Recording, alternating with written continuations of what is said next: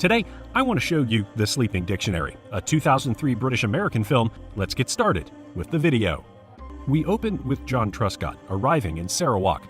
He's greeted by Bellensai, and they paddle their way to meet the governor, Henry Bullard. As they make their way to the town, John talks about fulfilling his father's plan to educate the Ibans. They arrive at where he'll be staying and are welcomed by Famous, his cook. As they talk inside, John is eager to start his plans, but Henry isn't interested. Before leaving, he tells him to go to the Longhouse the next day. They arrive the following day and he meets Bellensai's father, who is the head of the Longhouse. Once seated, a woman brings them drinks and he takes it out of respect. He turns around and they lock eyes, with him mesmerized by her beauty. The drinks continue to flow, the party continues, and John watches on how they pick the next entertainer by giving them the necklace. Moments later, the same woman performs and is teasing him with her gaze, and John looks hypnotized.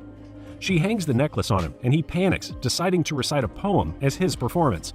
When he looks at them and realizes they don't understand him, he pulls Bellensai and dances with him. The crowd laughs, slowly warming up to him. John momentarily wakes up and sees severed heads being carried by the Ibans. Thinking that he's probably still drunk, he dismisses it and goes back to sleep. As he talks to Henry the morning after, he confirms that what he saw was real and that they're illegal miners' heads.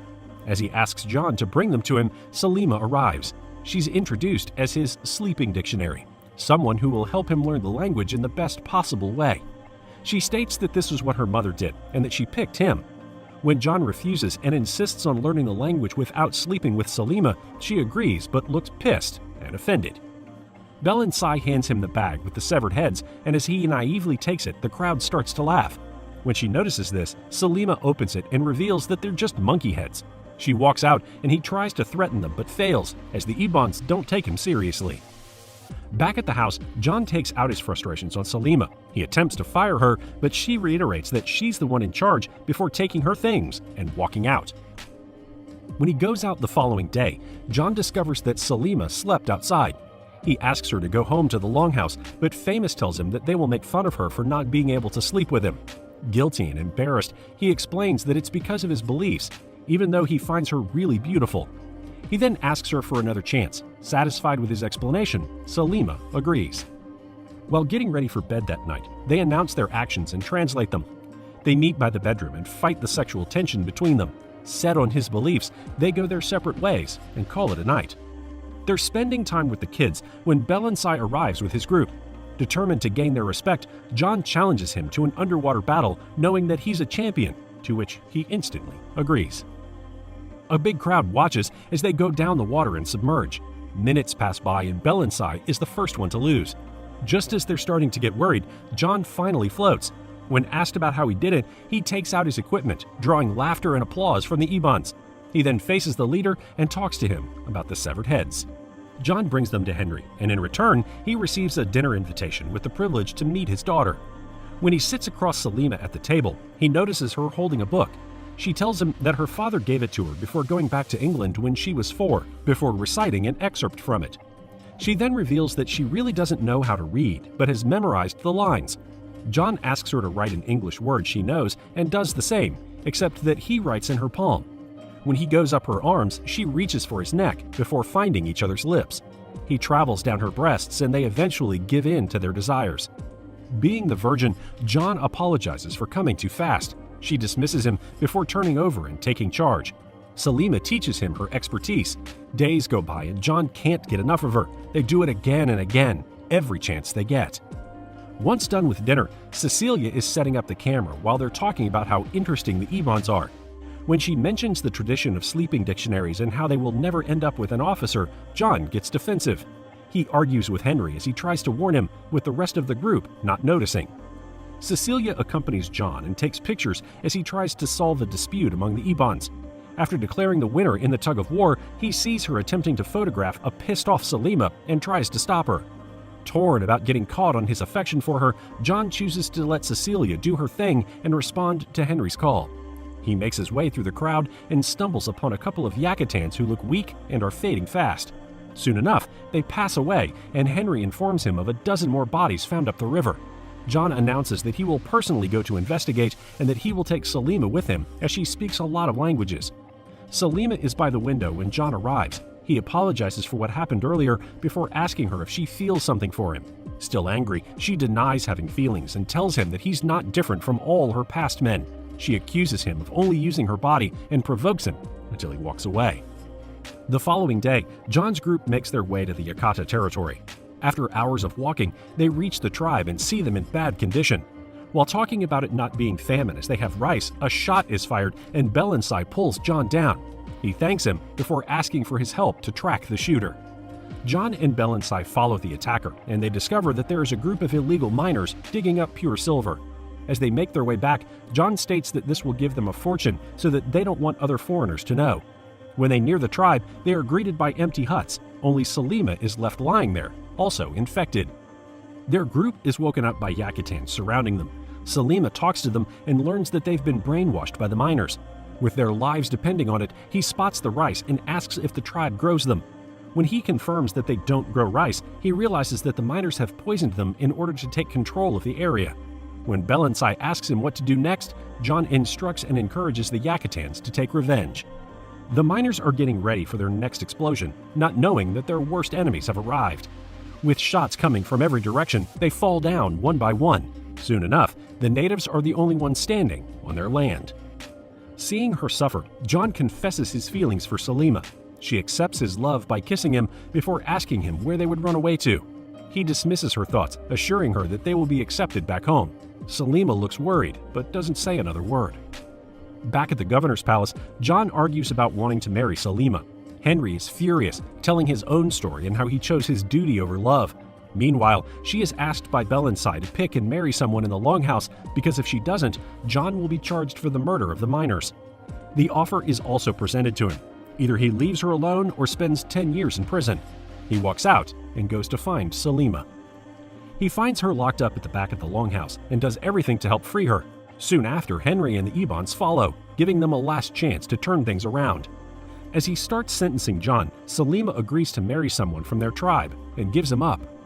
1 year later, John and Cecilia tie the knot in London. She calls him to the bedroom and confesses knowing about his sleeping dictionary. He gives him all the assurance she needs before they take on each other for the first time. The couple decides to go back to Sarawak, and they are greeted by singing children and Shipperley. Before going in, John asks Cecilia about teaching the first Ebon class. She publicly kisses him out of joy. As they were watching a featured film that night, John couldn't help but look over the Ebons, hoping to catch a sight of her. Cecilia notices this, but turns a blind eye. Once they're in the bedroom, she tries to seduce her husband, hoping to turn things around. When she bites him and it fails, Cecilia almost cries out of frustration, knowing that they're unhappy because of Salima. He reassures her that everything is in the past. While on one of their missions by the river, John catches sight of Salima for the first time since he got back, holding a child who resembles him. He confirms with Famous that he's the father, and they come up with a plan that will force Salima to meet up with him. She arrives at their old house that night and pretends to not understand him when John asks about their son. Knowing that they can't be seen together, Salima hurriedly leaves. He follows them outside where he sees his son up close. She asks him to leave her alone for their safety. John continues to sneak around to see his son, even bringing him a toy boat to play with. It cruises along the river and Shipperley picks it up, with John not realizing that all eyes are on them. Not a few days later, Bellensai creeps in and quietly attacks him in his sleep. Cecilia wakes up in time and he is cut only at his arm. With Salima just behind him, the two women in John's life meet again. Once everything settles down, Henry tells him that they would need to sentence Bellensai to death even though John is the one at fault. When he defends himself about only seeing his son, Henry reveals that Salima is actually her daughter and that she knows nothing. He then convinces him to turn a blind eye and fulfill his duty. The day of judgment has arrived. With his dignity at stake, John has no other choice but to sentence Bellensai to death. Later that day, Salima sneaks in at the governor's house to get the keys and free her husband. She arrives at the cell only to see John releasing him and handing him a gun. He takes it and leaves. He then turns to her and tells her that they should run away together. When she is hesitant to agree, he tells Salima that he would give up everything just to be with her and their son. They seal their plan with a kiss, the first after a long time. While preparing for their escape, Cecilia corners him and tells him she's pregnant. As she seems very happy, John tries his best to celebrate the good news. He continues to pretend at dinner with his in-laws. On the other hand, Famous helps Salima escape from Shipperley's hands.